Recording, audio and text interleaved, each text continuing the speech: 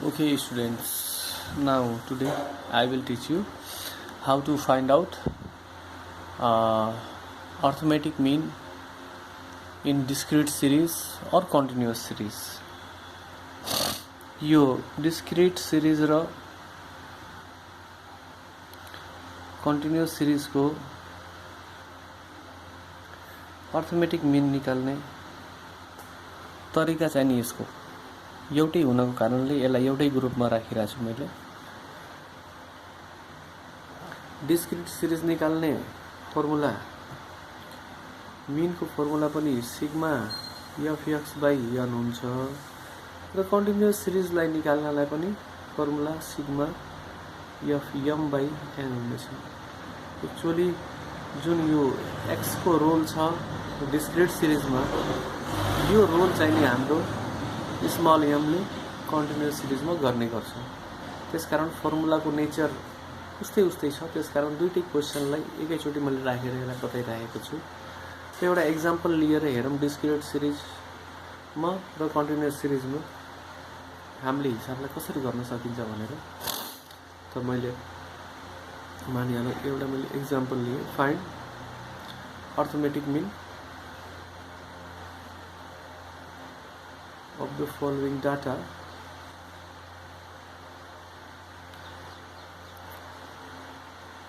भनेर दिइरहेको छ, जसमा डाटा हाम्रो छ x and f. X is the variable, y f is the number frequencies. Suppose that the data is 10, 20, 30, 40 and 50 and frequency is 2, 3, 5, 8 and 2. Suppose that this is our frequency. To calculate this question, I will construct a data. The first data will first column में चाहिए हाम्रो x लाई राख्ने। x को भ्यालुहरु के छन् हाम्रो 10, 20, 30, 40 and 50 सम्म राखौं। and then after frequency लाई राख्ने। frequency हाम्रो छ 2, 3, 5, 8 and 2 छ। यो frequency राखिसकेपछि एक्चुअली यसको लागि हामीसँग तीनवटा मेथडहरु छन्। तीनटा मेथडमा हामीहरुले पहिलो मेथड जुन मेथड नम्बर 1 हामीले प्रयोग गरिरहेछौं यो डाइरेक्ट मेथड प्रयोग गर्न गइरहेछौं है। यो डाइरेक्ट मेथडबाट हामीले कसरी निकाल्ने भन्ने कुरा चाहिँ यहाँ सिकिरहेको छौं। त डाइरेक्ट मेथडको लागि हामीले अरु केही गर्नु पर्दैन। यसलाई f लाई x सँग गुणा गर्दिनु हो। f * x गर्ने बित्तिकै डाइरेक्ट भ्यालुहरु यसले क्याल्कुलेट गर्दिन्छ। 10 2 जा 20, 23 जा 60, 150, 320 and 5 2 जा 100 गरेपछि यसलाई समेसन गर्दिम। Sigma of f into x that is equal to 0 0 0 0 6 2 8 5 13 14 15 1 3 1 4 1 5 1 6 it is 650 भनेको 300 400 570 80 90 100 600 650। Okay, this is the summation of fx and n को भ्यालु कति आइरहेछ? n को total 3 2 5 5 10 8 18 2 20। Suppose that this is n is equal to 20.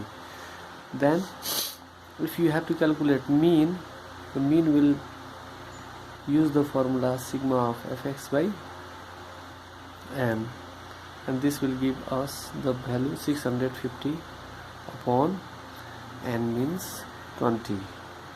This is equal to यसलाई 2 2 ले काट्दिम। 2 3 जा 6, 2 2 जा 4, 2 5 जा 10। It is 32.5. This is discrete series को चाहिँ यो डाइरेक्ट मेथड को चाहिँ यो फर्मुला भयो। सपोज दैट यही क्वेशनलाई हामीले गर्नु छ अजुम मिन मेथडबाट गर्नु छ। अजुम मिन मेथडबाट यही क्वेशनलाई यदि हामीले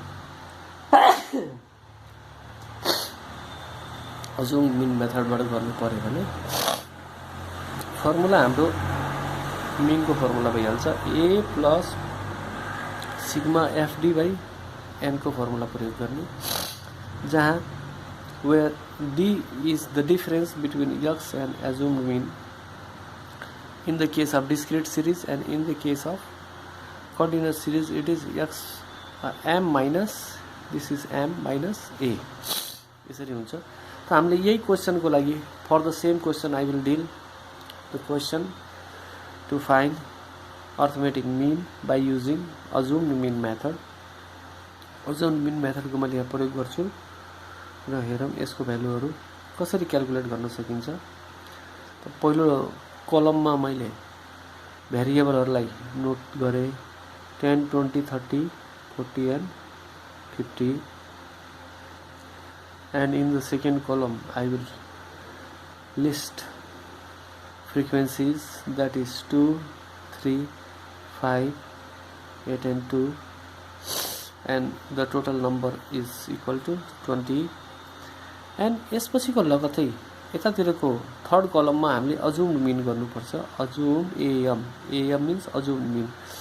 अजुम्ड मिन कहाँबाट लिने त, एफबाट लिने कि एक्सबाट लिने भन्ने कुरामा यो कुरा सधैँ हामीले ध्यान राख्ने कि फ्रिक्वेन्सी कहिले पनि हाम्रो आन्सर हुँदैन। फ्रिक्वेन्सी भनेको त रिपिटिसन हो, त्यसकारण आन्सर कहिले पनि फ्रिक्वेन्सीबाट आउँदैन। आन्सर आउने भनेको त एक्सबाट हो। एक्स भनेको भेरिएबलबाट हो। भेरिएबल भनेको मार्क्स, इन्कम, भोल्युम, कुनै पनि प्रकारको भेरिएबल हो। त जे पनि उत्तर आउँछ एक्सबाट आउनको कारणले अजुम्ड मिन पनि हामी एक्सबाट नै गर्ने हो। र सकेसम्म हामी बिचमा जानुपर्छ। जस्तो यहाँ दुईटा माथि दुईटा तल छ, बिचमा 30 छ, त हामीले अजुम्ड यसमा 30 गरिदिने। इनकेस यदि तल र माथि बराबर छ, तीनटा माथि तीनटा तल छ भने बिचमा जुन दुईटा आइटम पर्छन् त्यो दुईटा आइटममा जसको फ्रिक्वेन्सी बढी छ उसलाई नै हामीले रोज्ने। त हाम्रो त्यस्तो केस छैन। हाम्रो त बिचमा 30 परिरहेको छ, त मैले 30 लाई अजुम गरेँ।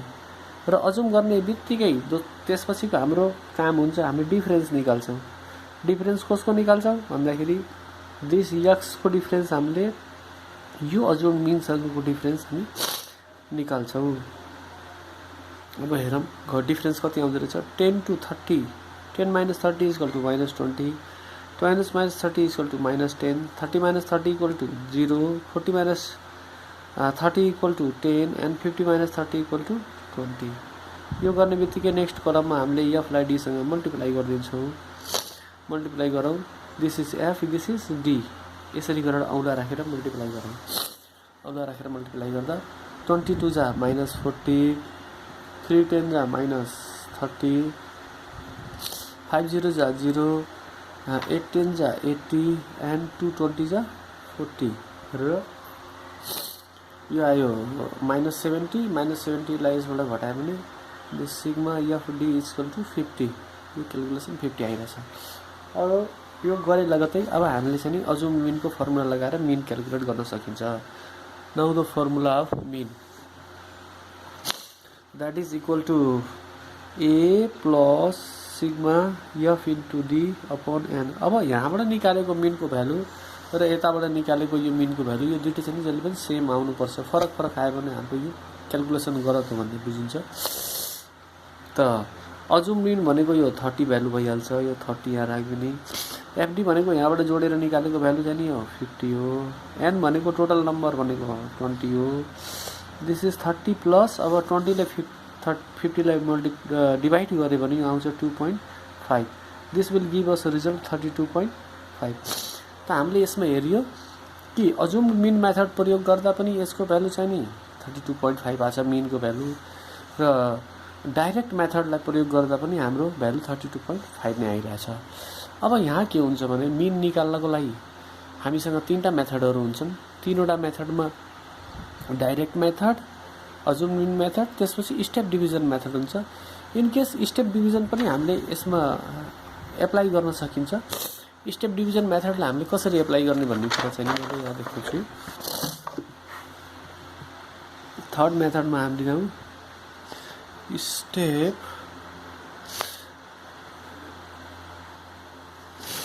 Division method. स्टेप डिभिजन मेथडको फर्मुला हुनेछ x is equal to a plus sigma f d dash by n into common factor h। Either write common factor h or write common factor C, जे लेखे पनि हुन्छ। र अघिनिकै क्वेसनलाई अब मैले वन्स अगेन मैले मेथड स्टेप डिभिजनको प्रयोग गर्छु। द इन्ट्रिज आर 10, 20, 30, 40 एन्ड 50 सम्मको इन्ट्रिजहरू भए। यसको फ्रिक्वेन्सीहरूलाई मैले सेकेन्ड कलममा लिस्टिङ गर्छु। फ्रिक्वेन्सीहरू हाम्रो थिए 2, 3, 5, 8, 2, द्याट इज 2, 3, 5, 8 एन्ड 2 छ। एनलाई जोड्यो भने हाम्रो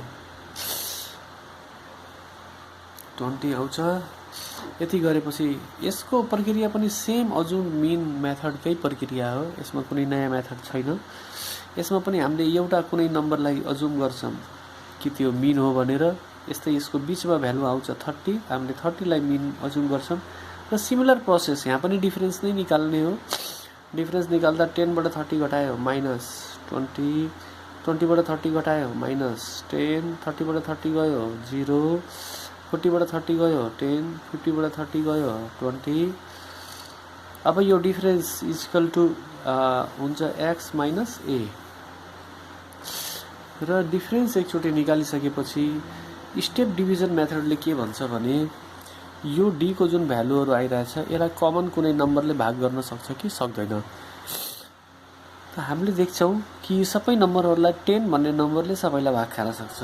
यदि हामीले 10 भन्ने नम्बरले सबैलाई यदि भाग खाइदियो भने I will write d dash equal to d by 10 dividing the values of d by 10 गरेपछि यसलाई 10 ले भाग गरौँ त -20 लाई 10 ले भाग गर्दा -2 एन्ड सिक्वेन्सली -1, 0, 1 एन्ड 2 आइरहेको हुन्छ। अनि यति भइसकेपछि लास्टको कलममा हामीलाई चाहिँ नि f इन्टु d डैश निकाल्नुपर्छ। अघिनिको एजुम मिन मेथडमा f इन्टु d हामीले निकालिरहेका थियौँ, तर अहिले चाहिँ नि हामीले f इन्टु d डैश निकाल्नेछौँ। एक्चुअली यो स्टेप डिभिजन मेथडको युज नै किन गर्नु पर्यो भन्दाखेरि f इन्टु d गर्दाखेरि यो भ्यालुहरू ठुल्ठुलो निस्किन्छ, 200, 100 जस्ता ठुला भ्यालुहरू निस्किन्छन्। स्टेप डिभिजन मेथडको कन्सेप्ट के हो भने कुनै पनि नम्बरलाई छोटो बनाएर सानो सानो नम्बरहरूसँग डिल गरेर क्याल्कुलेसन गर्ने नै यसको चाहिँ नि कन्सेप्ट हो। नत्र भने कुनै आवश्यक थिएन यो स्टेप डिभिजन मेथड प्रयोग गर्न। त्यो हाम्रो अजुम मिन मेथडले नै त्यसलाई क्याल्कुलेट गरेर हामीलाई भ्यालु दिइरहेको थियो। तर हामीले स्टेप डिभिजन प्रयोग गर्ने बित्तिकै यी नम्बरहरू छोटा नम्बरहरू बनिहाल्छन्। अब छोटा नम्बरहरूसँग साना नम्बरहरूसँग हामीलाई डिल गर्न सजिलो हुन्छ। अब यहाँ f इन्टु d डैश निकाल्ने, पहिला हामीले f d निकालिन्थ्यो भने अहिले f d डैश निकाल्ने। एउटा f भन्ने नम्बरलाई अर्को d डैश भन्ने नम्बरलाई मल्टिप्लाई गरौँ। 2 2 जा -4, 3 1 जा -3, 5 0 जा 0, 8 1 जा 8 एन्ड 2 2 जा 4 गरेर सिग्मा f d डैश को समेसन गर्ने। 4 3 7, 7 बाट 8 लाई घटाउने हो भने 1 4 1 5 हुन्छ। अब यसपछि हामीले चाहिँ यसमा फर्मुलाको प्रयोग गर्दिने mean equal to a plus sigma f d dash upon n into common फ्याक्टरले यसलाई मल्टिप्लाई गरिदिने। कमन फ्याक्टर भनेको जुन भ्यालुले हामीले यहाँ भाग गरेका छौँ, यो भाग गर्ने जुन भ्यालु छ यो भ्यालु नै हाम्रो यो कमन फ्याक्टर हुनेछ। त यसलाई भाग गरिदिउँ। Assume mean is 30 plus f d dash को भ्यालु भर्खरै हामीले निकालेछौँ, यो 5 छ, हामीले लेख्यो 5 अपॉन नम्बर छ चाहिँ 20 इन्टु कमन फ्याक्टर छ कतिले भाग गरियो 10 ले भाग गरियो भने यो आइहाल्छ 30 प्लस दिस इज 50 अपॉन 20 अथवा 0 0 काट दियो भने यहाँ आउँछ 2.5 एन्ड अगेन इट इज 32.5। त हामीले देखेछौँ हाम्रो मिन त फेरि 32.5 आयो। योभन्दा पहिलाको मेथडमा हामीले हेर्ने हो भने डिस्क्रिट सिरिजमा डाइरेक्ट मेथड प्रयोग गर्दा पनि मिनको भ्यालु यो डाटाको लागि 32.5 आएको थियो। अजुम मिन मेथड गरेर गर्दा पनि यसको भ्यालु 32.5 आयो। र हामीले स्टेप डिभिजन मेथडको प्रयोग गरेर निकाल्दा पनि यसको भ्यालु 32.5 आयो। त यो तीनटै मेथडहरू छन् हामीहरुसँग अवेलेबल छन्।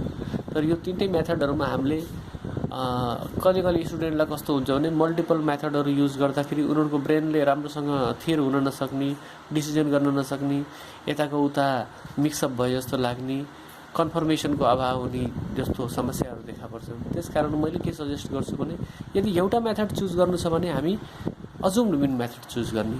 अजुम्ड मिन मेथडको प्रयोग एक त हिसाब गर्नको लागि उसले नम्बरलाई सानो बनाइदिन्छ र अर्को यसको सबभन्दा ठुलो युज के छ भने अगाडि आउने जुन च्याप्टरहरू छन् जस्तो भेरिएसनको च्याप्टर छ, स्क्युनेस, कुर्टोसिस इत्यादिका जुन च्याप्टरहरू छन् ती च्याप्टरहरूमा चाहिँ नि अजुम्ड मिन मेथडको प्रयोग एकदमै इफेक्टिभ हुन्छ। त्यसकारण एउटै मेथड यदि गर्नु इच्छा छ, एउटै मेथड मात्रै गर्नु परेछ भने हामीले अजुम्ड मिन मेथडलाई नै प्रयोग गर्ने र अजुम्ड मिन मेथड प्रयोग गर्ने बेलामा हामीले जहिले पनि यो विचार गर्ने कि स्टेप डिभिजन हुन सक्छ कि सक्दैन। यदि स्टेप डिभिजन भएर नम्बरलाई सानो बनाउन सकिन्छ भने स्टेप डिभिजनमा पनि जाने।